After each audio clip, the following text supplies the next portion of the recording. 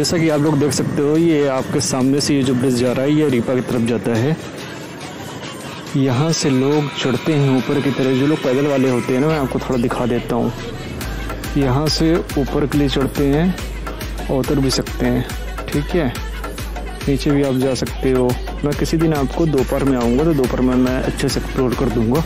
रात को आपको एरिया समझ नहीं आएंगे। अभी मैं यहाँ से गुजर रहा था, दैट्स व्हाई सोचा आज थोड़ा सा बना लेता हूँ ब्लॉग।